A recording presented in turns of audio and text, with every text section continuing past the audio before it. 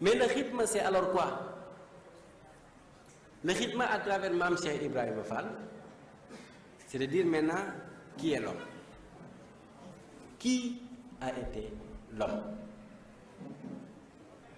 C'est celui qui, de par sa vertu religieuse et humaine, c'est celui qui, de par sa maîtrise des astuces et des arcanes de la crainte révérentielle,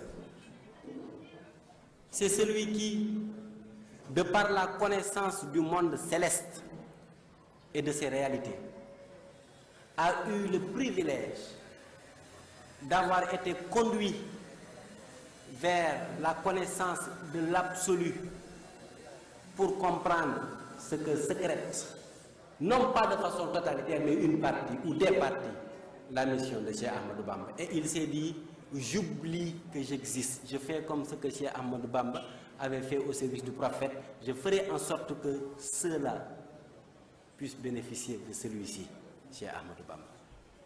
Je m'oublie. Mais en comment faisant?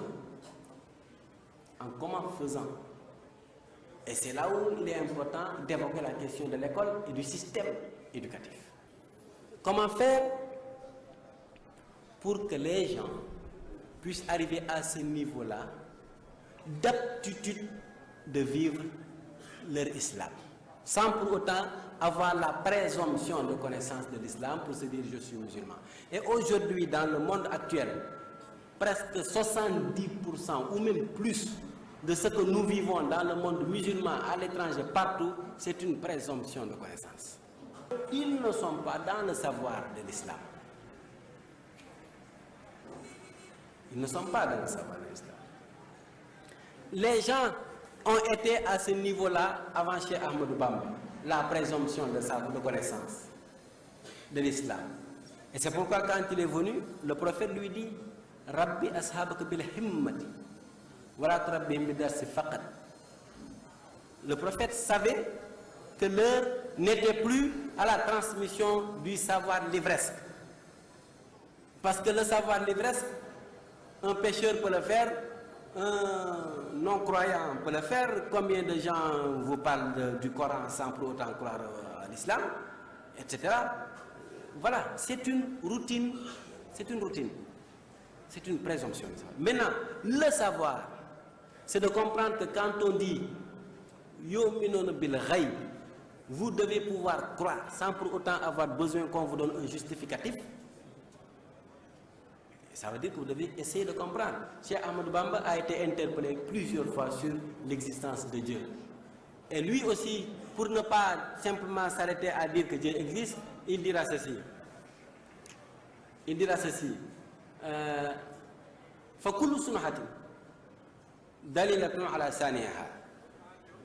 Chaque existence fait appel, chaque existence fait appel à un créateur de cette existence. Chaque type d'existence. Il dit ala tara ba'aratun daliluna ala al-ba'ir wa qadamun ala al-qadim. Il dit, mais ne voyez-vous pas les crottins des chameaux? Mais quand vous passez devant les crottins des chameaux, vous n'avez pas vu le chameau. Mais vous dites, ah oui, mais c'est un chameau qui est passé par là. Vous ne l'avez pas vu. Si on vous donne le Coran, vous ne pourrez pas attester que vous avez vu le chameau. Il dit, waqadamun, c'est-à-dire que des empreintes de pieds, quand vous les voyez sur terre, vous attestez que c'est un homme qui est passé par là, un être humain. Vous n'avez pas vu l'être humain. Et le cheikh dit, mais vous croyez à ça? Et Kazasama, alors, mais pourquoi ne relevez pas votre vue vers le ciel pour regarder comment est-ce qu'il est organisé, avec ses voies, avec les étoiles, avec leur organisation? Mais si vous devez croire à ça, vous devez pouvoir croire que ceci est à l'origine d'un ultime créateur, le Seigneur. C'est une démonstration scientifique que personne ne peut nier. Alors aujourd'hui, le khidma dont on parle et l'école Mame Cheikh Ibrahima Fall, ce qui est important, c'est de ne pas penser qu'il s'agit d'une voie ici contraire au mouridisme, ou mouridisme contraire à l'islam, ou qui vient se greffer à l'islam. C'est l'islam authentique. Il n'y a pas deux islam, il n'y a qu'un seul islam. Alors, lorsque Dieu a créé les êtres humains, il dit « C'est la mission ultime, adorer le Seigneur. Dans le processus d'adoration, chaque peuple a été perverti, dominé ou maltraité, ou quelquefois orienté vers le mal, de sorte que le comportement de ces êtres-là est affilié à la ligne de conduite de l'islam. Alors l'islam n'a pas changé. Les êtres humains, de par leur pression sociale, morale, de par leur pression liée à ces entre guillemets biens de ce bas monde, ont changé le mode de comportement. Mais la ligne n'a pas changé. Donc, comment faire pour aider à revenir sur la voie? C'est ce que Mame Cheikh Ibra Fall a voulu faire. Donc le système éducatif, ce n'est pas un système qu'il a créé. Mame Cheikh n'a pas créé de système éducatif. Lui, il a voulu être l'incarnation du système éducatif. Le prophète, paix et salut sur lui, est envoyé. On lui dit, vous prophète, vous êtes le meilleur des créatures. Les gens vous doivent respect. Les gens n'ont pas pu parce qu'ils n'ont pas su à l'époque. Seydina Omar a essayé, beaucoup ont suivi, mais ce n'était pas la totalité. Jusqu'à ce qu'un jour, Dieu fait descendre une sourate qui dit aux croyants, je vous ordonne à partir d'aujourd'hui de ne plus jamais vous asseoir sur le même lit qu'avec le prophète. Je vous ordonne à partir d'aujourd'hui de ne plus jamais parler à haute voix avec le prophète. Je vous ordonne à partir d'aujourd'hui, quand vous lui parlez, de ne pas lui tendre le doigt, de ne pas le pointer du doigt. Je vous ordonne à partir d'aujourd'hui de comprendre qu'il est votre maître. Donc il n'était plus prophète comme les autres prophètes. Alors le Cheikh a réhabilité cette voie. Et Mame Cheikh a voulu être l'incarnation de cela. Par son être, par son action, par sa façon de faire, par son esprit de pardon, par son esprit de partage, par son esprit d'échange, par son esprit d'humilité de rabaisser son être pour servir l'autre, tout en restant ce qu'il est et ce qu'il a toujours été. Donc, Mame Cheikh Ibra Fall, la grande école du Khidma, mais ça veut dire que Cheikh Ahmadou Bamba, lui-même, qui a été le réhabilitateur de la voie, jadis galvaudée par des concepts et conduites malhonnêtes, orientés, désorientés par Satan. Il a réorganisé la voie. Il a remis les points sur les i, jusqu'à ce que les gens comprennent. Mais maintenant, le reste, c'était de faire en sorte que les gens puissent le suivre. Et c'est pourquoi Mame Cheikh Ibra Fall a oublié son être. Et ça, c'est très difficile. Tous les prophètes, tous tant qu'ils sont, ont été dotés d'un don de Dieu, qu'on appelle le mu'jiza, qu'il peut utiliser selon les situations pour régler des questions qui sont compliquées. Mame Cheikh Ibra Fall a oublié sa peau. C'est ça qui est difficile. Il a oublié sa personne. C'est ça qui est difficile. Parce que c'est ce que Cheikh Ahmadou Bamba a dit. C'est ce que Cheikh Ahmadou Bamba a fait. Il a dit Mahabbati al-Mukhtar Sayyidina Hubbil Maghani wal Ahlina wal Walada. Dammi, mon sang, wa ahli et mon peuple, wa awladi et ma famille, Fiddaoun, je l'ai consenti en rançon au nom du prophète, paix et salut sur lui.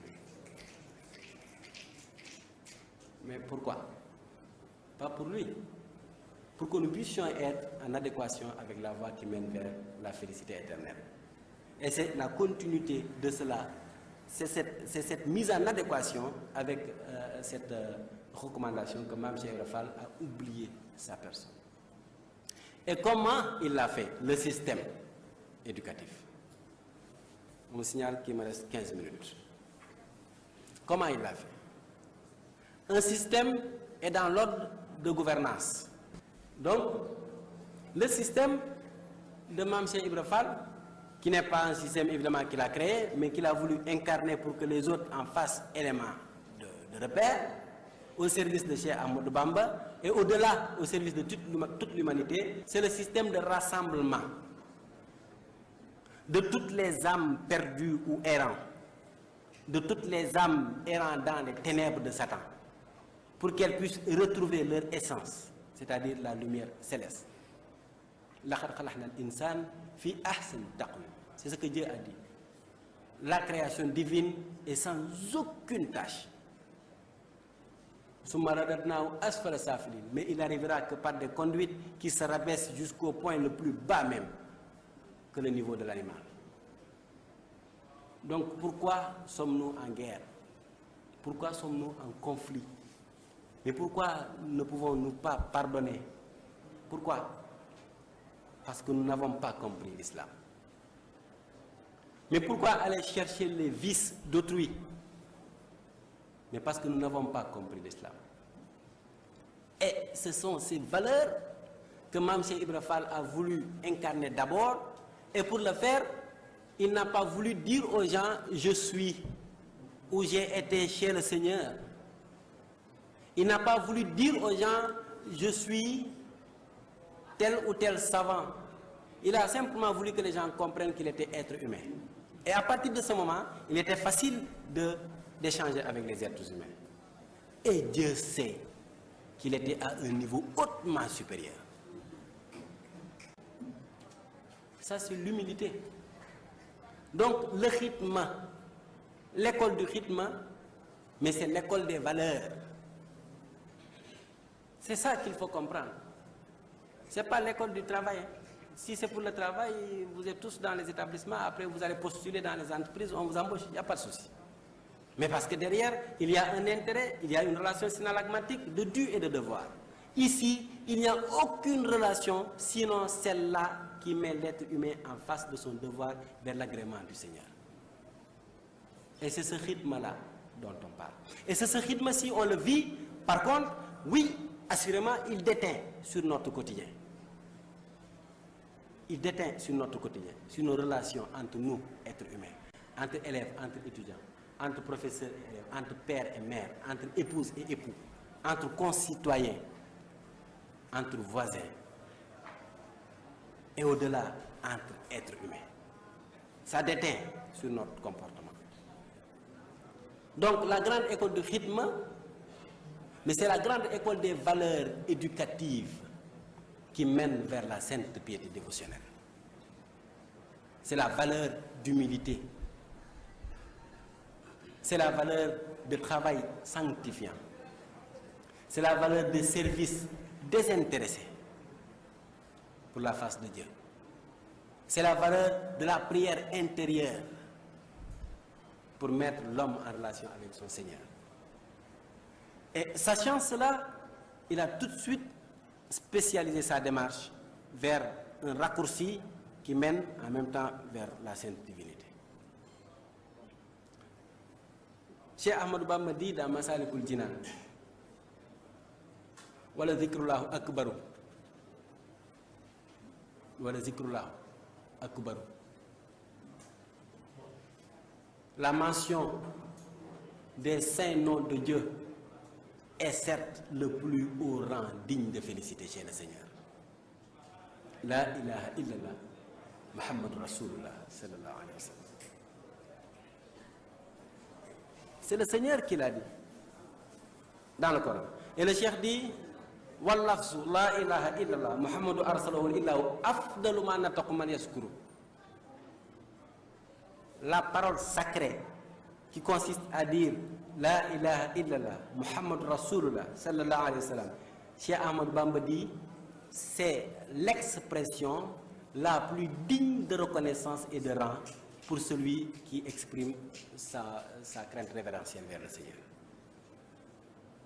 Et Cheikh Ibra Fall, l'ayant compris, mais a voulu simplement faire bénéficier les êtres humains de cette faveur divine. De cette faveur divine. Parce que ils ont la présomption de connaissance. Ils n'ont pas le savoir, la quintessence de ce que renferme la ilaha illallah, Muhammad Rasulullah. On ne peut pas savoir. Dieu seul sait. Dieu seul sait. Mais comme le fait simplement de le dire purifie l'intérieur, eh bien c'est une voie tellement rapprochée vers le Seigneur qu'il a voulu, en attendant de parler de codification, déjà mettre ça en œuvre. Mais avec l'intention de rejoindre ce patchwork, eh bien les bons emportent les mauvais. Et après, ils vont vers le Seigneur. Et ça, c'est le khidma. Cheikh Ahmadou Bamba dit dans Masalikul Jinan que le jour du jugement dernier, et lorsqu'on aura installé le pont aussi scintillant qu'on appelle Sirat, et que les gens soient appelés à le traverser, et que les larmes chaudes commencent à s'évader, et que la température monte, on entendra une voix qui dira Aïna ahlul khidma. Aïna ahlul khidma. Où sont ceux-là qui se sont mis au service de Dieu? Et seuls ceux qui étaient au service de Dieu pourront répondre, parce que là-bas, il n'y a pas de mensonge. Ils diront, nous voici. Et on leur dit, c'est un raccourci, vous n'êtes pas concernés par cela, entrez au paradis. C'est le cheikh qui le dit. Donc, que signifie khidma?